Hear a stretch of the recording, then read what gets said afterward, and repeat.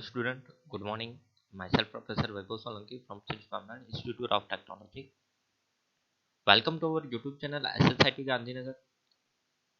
So, student, our subject is Harbour and Airport Engineering 8th semester civil, जिसमें हम airport engineering में के बारे में बात कर रहे हैं. तो ये जो एयरपोर्ट इंजीनियरिंग है, हम सबको पता है कि हमारा जो सब्जेक्ट है उसका पार्ट बी है. पार्ट ए हार्बर इंजीनियरिंग हमने कंप्लीट कर दिया है. पार्ट बी एयरपोर्ट इंजीनियरिंग में हम चैप्टर 3 रनवे डिजाइन के बारे में डिस्कस कर रहे थे, जिसमें प्रीवियस लेक्चर में हमने जो करेक्टेड रनवे डिजाइन होती है और बेसिक रनवे लेंथ होती है इसके बारे में पिछले 1-2 लेक्चर में डिस्कस किया था, और कुछ एग्जांपल और न्यूमेरिकल थे जिसके बारे में हमने डिस्कस किया था. आज के इस वीडियो लेक्चर में हम रनवे जियोमेट्रिक डिजाइन क्या होती है, डिफरेंट टाइप्स ऑफ एलिमेंट होते हैं रनवे के और उसकी जियोमेट्रिक डिजाइन होती है, और प्रॉपर उसकी एज पर ICAO यानी कि जो स्टैंडर्ड ऑर्गेनाइजेशन है उसके हिसाब से उसकी लेंथ, विड्थ और अदर जियोमेट्रिक फीचर्स क्या होने चाहिए, इसके बारे में आज के लेक्चर में डिस्कस करेंगे. सो बिफोर दी स्टार्ट हम बात कर ले कि एयरपोर्ट का जो सिलेबस टॉपिक्स है उनमें से क्या क्या हो गया है हमारा. तो हमने जो चैप्टर 1 था जिसमें जनरल डिस्क्रिप्शन कंप्लीट कर दिया था. चैप्टर 2 में एयरपोर्ट प्लानिंग के बारे में जो डिस्कस किया था उसके 5-6 लेक्चर बने थे. और चैप्टर 3 हमारा ये चैप्टर 3 का या शायद तीसरा या चौथा लेक्चर है, ठीक है. और टोटल एयरपोर्ट इंजीनियरिंग का ये 12वां लेक्चर है, जिसमें हम आज के लेक्चर में रनवे डिजाइन के साथ कुछ रनवे पैटर्न्स की भी बात कर लेंगे और उसके बाद हम टैक्सीवे डिजाइन पे आएंगे, ठीक है. तो कंटेंट वाइज हमने देखा कि जो एयरपोर्ट लेआउट है, एयरपोर्ट लेआउट हम सभी को पता है कि इन एयरपोर्ट लेआउट में हमने ये जो रनवे है, ब्लैक स्पॉट है वो रनवे है. तो ये रनवे की जो लेआउट थे उसके बारे में, उसके साथ साथ कुछ इंजीनियरिंग एलिमेंट्स और रनवे की बेसिक रनवे लेंथ क्या होती है उसके बारे में डिस्कस कर लिया था. आज के इस वीडियो लेक्चर में मैं आपको ये जो बेसिक रनवे लेंथ है उसके साथ साथ बहुत सारी ज्योमेट्रिक डिजाइन है उसके बारे में डिस्कस करेंगे. तो आज हम इसके बारे में डिस्कस करने वाले हैं. ये सभी चीजें हम सभी को पता है, सभी एलिमेंट के बारे में भी हम सबको पता है. So runway design chapter 3 syllabus content हम सबको पता है, जिसमें विंडोज डायग्राम ओरिएंटेशन के बारे में लेक्चर 1 में डिस्कस किया था. सेकंड लेक्चर में फैक्टर अफेक्टिंग जो रनवे लेंथ है, और इसके 2 लेक्चर थे जिसमें करेक्शन टू रनवे लेंथ जिसमें हमने कुछ न्यूमेरिकल सॉल्व किए थे. और आज हम बात करेंगे railway geometric and runway patterns के बारे में. सो ये इसके बारे में हम डिस्कशन करने वाले रनवे पैटर्न के कौन कौन से कॉन्फ़िगरेशन है. तो रनवे जियोमेट्रिक की बात करें तो बहुत बार ये एग्जाम में भी दिखा है. जो GTU एग्जामिनेशन है तो यहाँ पे कुछ क्वेश्चन है चैप्टर 3 के, वो मैंने आपके सामने रखे हैं. कुछ एग्जाम्पल है GTU एग्जाम्पल जिसमें हमने प्रीवियस लेक्चर में जो एग्जाम्पल सॉल्व किए थे उसके बारे में भी मैंने यहाँ पे कुछ इम्पोर्टेंट एग्जाम्पल रखे हैं. अब आते हैं टॉपिक पे. तो टॉपिक है हमारा रनवे जियोमेट्रिक डिजाइन. दोस्तों, रनवे जियोमेट्रिक डिजाइन यानी कि geometric standard recommended by ICAO. तो वो जो जियोमेट्रिक स्टैंडर्ड है यानी कि जो following element consider in the geometric design, कौन कौन से एलिमेंट इसमें कंसीडर करेंगे. तो पहला तो हम सभी को पता है कि जो रनवे है उसकी लेंथ. दूसरा है रनवे की विड्थ यानी कि विड्थ कितनी है. तीसरा है width and length of the safety area, कि जो सेफ्टी एरिया है जहाँ पे प्लेन लैंडिंग करेगा. अभी तो हम सभी को पता चल गया है कि स्टॉप वे, क्लियर वे के बारे में बहुत बार डिस्कशन हो चुका है, रनवे लेंथ के बारे में बहुत बार डिस्कशन हो चुका है, ठीक है. तो वो सेफ्टी एरियाज क्या है, ट्रांसवर्स ग्रेडियंट क्या है, लॉन्जिट्यूडनल इफेक्टिव ग्रेडियंट क्या है, rate of change of longitudinal gradient, अगर कोई जगह पे लॉन्जिट्यूडनल ग्रेडियंट में रेट ऑफ चेंजेस है तो वो क्या है, और साइड डिस्टेंस क्या है. दोस्तों, अभी के जो MCQ पैटर्न्स है, MCQ पैटर्न्स के लिए ये जो 7 पॉइंट है एलिमेंट है जियोमेट्रिक डिजाइन, वहां से हमको बहुत सारे MCQs मिलेंगे. तो वो MCQ समझने के लिए और ऑब्जेक्टिव समझने के लिए ये थियरी समझना बहुत ही जरूरी है. तो सबसे पहले बात कर रहे हैं, जैसे कि हमने ये डिस्कशन किया था runway length, width of the length and safety area, जितने भी साइड डिस्टेंस है, जितने भी ये सब एलिमेंट्स है, उसमें से रनवे लेंथ क्यों इम्पोर्टेंट है. तो as per ICAO classify runway in 2 ways. हम रनवे को 2 वेज में क्लासीफाई कर सकते हैं. पहला है कि based on the basic runway length, जिसके बारे में हमने प्रीवियस लेक्चर में डिस्कस किया था कि उसके हिसाब से हम रनवे को क्लासीफाई करेंगे, जहाँ पे करेक्शन अप्लाई करेंगे टेम्परेचर, एलिवेशन और ग्रेडियंट का, जो हम सभी को पता है। दूसरा है कि based on the equivalent single wheel load ESWL, जिसके बारे में मैं कुछ टाइम के बाद डिस्कस करूंगा नेक्स्ट स्लाइड पे। तो ये जो इक्विवेलेंट सिंगल व्हील लोड है, जहाँ पे जो व्हील्स है, व्हील्स एरोप्लेन के व्हील्स है, उसका जो लोडिंग है वो रनवे पे आने वाला है, उसके बेस्ड हम उसको क्लासिफाई कर सकते हैं। तो पहला है कि बेसिक रनवे लेंथ। तो इनके बारे में तो आप सभी को पता है कि जो हमारा टेबल था कि एयरपोर्ट का टाइप है ABCDE, हमने पहले ही क्लासिफाई किया था कि बेसिक रनवे लेंथ मैक्सिमम और मिनिमम कितनी होनी चाहिए और विड्थ कितनी होनी चाहिए और लॉन्जिट्यूडनल ग्रेडियंट कितना होना चाहिए। उसके हिसाब से हम ये जो कोड है ABCDEFG, इसके टाइप पे हम एयरपोर्ट को ऑलरेडी क्लासिफाई कर चुके हैं। तो ये हमको कंपलसरी याद रखना है, और ये कुछ ग्रेडियंट के साथ, कुछ बेसिक रन के साथ मैक्सिमम और मिनिमम लिमिट हमको याद रखनी है। अगर मैं ऐसा आपको क्वेश्चन करूँ कि एयरपोर्ट टाइप डी के लिए बेसिक रन लेंथ क्या होनी चाहिए, तो मैक्सिमम इतनी होनी चाहिए और मिनिमम इतनी होनी चाहिए एज पर ICAO। या तो कोई ऑब्जेक्टिव ऐसा है कि एयरपोर्ट टाइप ई के लिए मैक्सिमम विड्थ क्या होनी चाहिए, तो वो 18 मीटर है, ठीक है। एयरपोर्ट डी और ई के लिए मैक्सिमम लॉन्जिट्यूडनल ग्रेडियंट क्या होना चाहिए, तो वो 2 है। तो ये टेबल आपको याद रखना है और कंपलसरी आपको इसको याद रखना है। दूसरा है कि जो सेकंड वे है कि based on the equivalent single wheel load, तो वो क्या है। तो बेसिकली जो लेंथ और विड्थ के अलावा जो हमने पहले ही क्लासिफाई किया था, आप सभी को पता है कि जो सिंगल आइसोलेटेड व्हील लोड है, जहाँ पे मैक्सिमम एयरक्राफ्ट का जो लोडिंग है व्हील के थ्रू रनवे पे आते हैं, तो उसकी कैरेक्टरिस्टिक के हिसाब से हमने जो व्हील लोड केजी में है और उसका जो टायर प्रेशर है, यानी कि जो टायर है उसका प्रेशर रनवे पे पड़ता है, तो जितने सेंटीमीटर स्क्वायर एरिया में पड़ता है पर किलोग्राम पर सेंटीमीटर स्क्वायर एरियाज में हम उसका टायर प्रेशर फाइंड करते हैं। तो उसको हमने क्लासिफाई किया था 1 2 3 4 5 6 7 में। ये भी हम सभी को पता है, हमने ऑलरेडी आगे डिस्कस कर लिया है, इसलिए तो ये टेबल भी आपको याद रखना है सिंगल व्हील आइसोलेटेड के लिए। तो ये दोनों चीजें हमने जियोमेट्रिक डिजाइन में फिर से आपको रिपीट करवा दी कि रनवे लेंथ क्या है और रनवे विड्थ क्या है, ठीक है। अब रनवे विड्थ का सवाल है। तो रनवे विड्थ है, तो मैं यहाँ पे एक डायग्राम देख रहे हैं आप यहाँ पे स्क्रीन पे। तो जो व्हील लोड एप्लीकेशन है कि यानी कि जो परसेंटेज में व्हील लोड लग रहा है 5%, 10%, 15%, 20%, ठीक है। तो मैक्सिमम 25% और distance from the runway centre line in a metre, कि रनवे की जो सेंटर लाइन है वहां से कितना डिस्टेंस है। सो जो transverse distribution of the traffic on a runway, कि जहाँ पे मैक्सिमम ट्रैफिक होने वाला है रनवे पे आफ्टर लैंडिंग, और मैक्सिमम एयरक्राफ्ट का ट्रैफिक कितने एरियाज में मैक्सिमम होगा प्रॉपर टोटल रनवे में से, उसके लिए मैंने विड्थ जो इम्पोर्टेंट है रनवे के, तो एज पर ICAO जो विड्थ होती है वो 45 मीटर टू 18 मीटर वराई करती है, ठीक है। तो ये 18 मीटर से लेके 45 मीटर तक ये विड्थ होनी चाहिए। Aircraft traffic more concentrated in a central 24 metre, और जो एयरक्राफ्ट का ट्रैफिक है वो 45 मीटर में से जो सेंट्रल 24 मीटर है वहां पे ज्यादा डिस्ट्रीब्यूट होगा।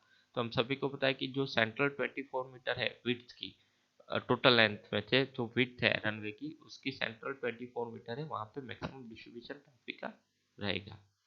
सो 45 metre width will provide advocate protection, with protection हम इसको प्रोवाइड करते हैं। Width and length of the safety area, के सेफ्टी एरिया हम सभी को पता है उसकी विड्थ और लेंथ क्या है। तो सेफ्टी एरिया में क्या क्या आएगा, तो रनवे तो ऑलरेडी है, ये मेरा रनवे है और इसके आसपास का एरिया सेफ्टी एरिया है। तो ये शोल्डर है, शोल्डर इंक्लूड हो जाएगा runway plus shoulder plus clear area, जितना भी क्लियर एरिया है, क्लियरेंस, क्लियर वे, ठीक है। तो ये सेफ्टी एरिया में आएगा उसकी विड्थ। तो provide to reduce accident, accident reduce करने के लिए स्ट्रक्चरल पेमेंट और शोल्डर और सॉफ्टवेयर प्रोवाइड करने के लिए होता है। तो जो सॉफ्ट विड्थ सेफ्टी एरिया है और length of the safety area है वो क्या होनी चाहिए। तो इंस्ट्रूमेंटल रनवे के लिए ABC और DE टाइप के लिए यहाँ पे विड्थ है ABC टाइप के लिए 150 मीटर और D और E टाइप ऑफ एयरपोर्ट के लिए 78 मीटर, नॉन इंस्ट्रूमेंटल के लिए 300 meter minimum. Length of the safety area 16 meter beyond the runway at both end, दोनों साइड जो 60 meter beyond the runway, runway से 60 मीटर ज़्यादा होना चाहिए। Stoppage provide 60 meter beyond the stopway. तो ये कुछ सेफ्टी एरिया है जो हमको प्रोवाइड करना चाहिए आफ्टर रनवे की जो कंप्लीट हो जाए उसके आसपास का एक्सटेंडेड एरिया। तो width and length of the safety area, यहाँ पे आप रनवे का क्रॉस सेक्शन देख सकते हैं, 1.5 लॉन्जिट्यूडनल, 1.5 लॉन्जिट्यूडनल, शोल्डर 2.5, शोल्डर 2.5। उसके बाद 5% डीच एरिया है और उसके बाद लैंडिंग फ्री पंप यहाँ पे दिखाई दे रही है। तो ये बीच का 45 मीटर है जो जो रनवे की प्रॉपर विड्थ है, ठीक है। और ये जो 45 मीटर में से हमने 24 मीटर जहाँ पे मैक्सिमम एयरक्राफ्ट ट्रैफिक रहने वाला है उसके बारे में भी डिस्कस किया था। उसके अलावा 52 मीटर और 52 मीटर यानी कि अप्रोक्स 60 मीटर बोथ साइड हम लीव करते हैं। तो यहाँ पे देख सकते हैं 4, 5 and 6 transverse longitudinal and effective gradient and rate of change of longitudinal gradient. तो ये जो ग्रेडियंट था उसमें rate of change of longitudinal gradient क्या है, तो उसकी आईसीओ की रिकमेंडेशन के हिसाब से ट्रांसफर ग्रेडियंट है मैक्सिमम एबीसी और डीई टाइप के लिए 1.5 और 2% होना चाहिए, और शोल्डर 2.5% होना चाहिए, और उसके अलावा मैक्सिमम 5% होना चाहिए जो हमने आगे यहाँ पे देखा, ठीक है। तो ये मैक्सिमम 5%, 2.5 और 1.5। तो ये था हमारा लॉन्जिट्यूडनल ग्रेडियंट। तो ये भी एक ज्योमेट्रिक एलिमेंट है। Effective gradient, rate of change of longitudinal gradient वो क्या होना चाहिए, और बी, ए और बी के लिए 0.1, सी के लिए 0.2 और डी और ई के लिए 0.4। तो ये कुछ चीजें हैं इंपॉर्टेंट है लॉन्जिट्यूडनल और इफेक्टिव ग्रेडियंट जो एलिमेंट है और ज्योमेट्रिक डिजाइन भी है। तो ग्रेडियंट करेक्शन के लिए क्या है कि 1% effective change in longitudinal gradient, 20% increase in length. तो 1% इफेक्टिव चेंज हो रहा है अगर लॉन्जिट्यूडनल ग्रेडियंट 20% लेंथ इंक्रीज हो तो।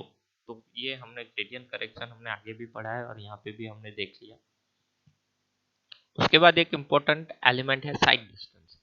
तो जब भी प्लेन लैंडिंग करता है तो वो जो ऑब्जेक्ट फाइंड करता है या तो एयरक्राफ्ट है जो हवा में से ही जो रनवे को विजुलाइज करता है या तो वन रनवे विजिबल होता है, तो वहां से लेके साइड डिस्टेंस किस हिसाब से होना चाहिए, रनवे और टैक्सीवे के लिए साइड डिस्टेंस और इंटरसेक्शन के लिए क्या होना चाहिए। So very less requirement of longitudinal slope, wide centre होना चाहिए लॉन्जिट्यूडनल स्लोप, और no need of side distance, side distance की कोई रिक्वायरमेंट नहीं है। Need in case of 2 runway, अगर मेरे पास 2 रनवे या रनवे एंड टैक्सीवे इंटरसेक्ट हो रहे हैं, कनेक्टेड हो रहे हैं, ठीक है, तो वहां पे साइड डिस्टेंस बहुत ही इंपॉर्टेंट है। As per ICO recommendation, ABC type of aircraft and 2 point यानी कि 3 metre above the runway mutually visible half runway length, कि कोई भी हाफ रनवे लेंथ के लिए भी म्यूचुअल विजिबल है 3 मीटर अबव ऑब्जेक्ट के लिए, ए बी सी और तीनों टाइप के एयरपोर्ट। तो ये था साइड डिस्टेंस। तो कुछ हमने अभी कुछ ज्योमेट्रिक डिजाइन के बारे में बात किया था, तो मैं रनवे कॉन्फ़िगरेशन और एयरक्राफ्ट की कैपेसिटी के बारे में बात करूँ तो जो नंबर ऑफ एयरक्राफ्ट का मूवमेंट होने वाला है रनवे पे, so which an airport can process with a specified period of time with an average delay and departing aircraft within an acceptable time limit defined as a airport capacity। Airport capacity के बारे में हमने already आगे discuss कर लिया है, तो यहाँ पे मैंने फिर से आपको एक बार समझा देता हूँ। Each aircraft make 2 movement, landing और टेक ऑफ। हम सभी को पता है कि जब यहाँ पे हम एयरक्राफ्ट कैपेसिटी की इसलिए बात करेंगे क्योंकि हम रनवे पैटर्न्स पे आने वाले हैं। तो हम सभी को पता है कि एयरक्राफ्ट के लिए 2 एक्टिविटीज है, लैंडिंग है और टेक ऑफ है। सो जो रनवे कैपेसिटी है उसको हम डिफाइन करें तो जो उसकी ability of the runway system to accommodate aircraft landing and take off, और लैंडिंग और टेक ऑफ के लिए जो अकोमोडेशन रनवे का होता है उसकी एबिलिटी को हम रनवे कैपेसिटी बोलते हैं। आपको याद रखना है एयरपोर्ट कैपेसिटी और रनवे कैपेसिटी अलग अलग चीजें हैं, ठीक है। रनवे कैपेसिटी ओनली एयरक्राफ्ट की लैंडिंग और टेक ऑफ की अकोमोडेशन कैपेसिटी ऑन रनवे, तो उसकी एबिलिटी को हम रनवे कैपेसिटी बोलते हैं, और इसको यूनिट टाइम में, ऑपरेशन पर यूनिट टाइम में एक्सप्रेस करते हैं। और अफेक्टिंग रनवे कैपेसिटी को क्या क्या अफेक्ट करता है, तो सिंपल सा है कि एयर ट्रैफिक कंट्रोल है, कैरेक्टरिस्टिक ऑफ डिमांड है, एनवायरमेंटल फैक्टर है और layout and design of the runway system, ये डायरेक्टली रनवे कैपेसिटी को अफेक्ट करते हैं। सो इसके हिसाब से रनवे के जो कॉन्फ़िगरेशन है और उसकी पैटर्न है तो वो क्या होनी चाहिए, तो affect runway capacity directly, runway capacity affect करती है। पैटर्न्स कौन से होने चाहिए, सो पैटर्न्स आर सिंगल रनवे, यानी कि एक सिंगल रनवे हम देख रहे हैं, parallel runway, intersecting runway, parallel यानी कि एक रनवे, सिंगल रनवे के पास ऑलरेडी दूसरा रनवे हो, इंटरसेक्टिंग रनवे यानी कि हॉरिजॉन्टल और वर्टिकली क्रॉस हो रहे हो, क्रॉस इच अदर रनवे हो रहे हो, उसको हम इंटरसेक्टिंग रनवे, और नॉन इंटरसेक्टिंग यानी कि क्रॉस नहीं हो रहे इस टाइप के। तो इस हिसाब से उसकी पैटर्न देखें तो ये है मेरा सिंगल रनवे, ये पैरेलल रनवे, हम सभी को पता है इस पैटर्न्स के बारे में। ये इंटरसेक्टिंग रनवे जहाँ पे वन साइड लैंडिंग के लिए, अदर टेक ऑफ के लिए होता है, तो इस हिसाब से लैंडिंग और टेक ऑफ को डिस्ट्रीब्यूट कर सकते हैं, ठीक है। तो ये इंटरसेक्टिंग रनवे, और ये नॉन इंटरसेक्टिंग रनवे यानी कि ये जो क्रॉस हो रहा है इस हिसाब से ये इंटरसेक्ट नहीं हो रहा है, इस हिसाब से ये दोनों नॉन इंटरसेक्टिंग रनवे। तो जिसके बारे में हम सभी को पता है यहाँ पे लैंडिंग और टेक ऑफ देख। तो T4 टेक ऑफ और L4 लैंडिंग के साथ हमने यहाँ पे रनवे पैटर्न और रनवे कॉन्फ़िगरेशन कुछ ड्रॉ करके समझा है, ये भी आप ड्रॉ करके समझा सकते हो, ठीक है। So runway pattern single, parallel, intersecting और नॉन इंटरसेक्टिंग को देखने को मिलता है। उसकी कॉन्फ़िगरेशन और कैपेसिटी के हिसाब से यहाँ पे मैंने रनवे का, अगर सिंगल कैप रनवे है तो उसकी कैपेसिटी कम होती है, और वहाँ पे जो विजुअल फ्लाइट रेट है VFR और इंस्ट्रूमेंटल लैंडिंग सिस्टम है ILS, दोस्तों ये दोनों टर्म्स है अभी के लिए कुछ नए टर्म्स है आपके लिए, बट जब आप एयरक्राफ्ट एड के बारे में बात करेंगे, एयरक्राफ्ट नेविगेशन एड के बारे में बात करेंगे, तो इसमें इसके बारे में हम जरूर डिस्कस करेंगे। बट सिंगल रनवे के लिए जो VFR होता है यानी कि 45 to 16 ऑपरेशन पर आवर होता है विजुअल फ्लाइट रूल्स के हिसाब से, और इंस्ट्रूमेंटल लैंडिंग 20 से 40 ऑपरेशन होता है सिंगल रनवे पे, यानी कि 45 से 60 एयरक्राफ्ट, 45 से 16 एयरक्राफ्ट वहाँ पे ऑपरेशन पर आवर होता है, और ILS के हिसाब से 20 to 40 होता है सिंगल रनवे में। पैरेलल में इसकी कैपेसिटी हायर होती है 100 ऑपरेशन और 80 ऑपरेशन के लिए। इंटरसेक्शन के लिए लेजर विंड कवरेज सिमल्टेनियसली, जिस हिसाब से विंड कवरेज होता है उसके हिसाब से होता है, तो वो डिपेंड करती है, तो यहाँ पे उसका डाटा नहीं है। और नॉन इंटरसेक्टिंग के लिए भी डिपेंड करता है विंड कंडीशन पे, तो वहाँ पे एवरेज VFR होता है वो 80 से लेकर 110 तक हम इसका ऑपरेशन पर आवर, यानी कि इतने एयरक्राफ्ट लैंडिंग और टेक ऑफ हो सकता है। तो ये वन ऑपरेशन हुआ लैंडिंग और टेक ऑफ वन एयरक्राफ्ट के लिए, तो यानी वन ऑपरेशन पर आवर के हिसाब से 80 से 110 हो सकता है। तो दोस्तों यहाँ पे जो हमारा रनवे जियोमेट्रिक डिजाइन और रनवे कॉन्फ़िगरेशन यानी कि रनवे पैटर्न्स का जो लेक्चर है हम यहाँ पे कंप्लीट करते हैं। रनवे लेंथ, रनवे विड्थ के बारे में जो हमने यहाँ पे आज डिस्कशन किया, वो पूरा मैंने पूरा एक टेबल में आपको बना के दे दिया है।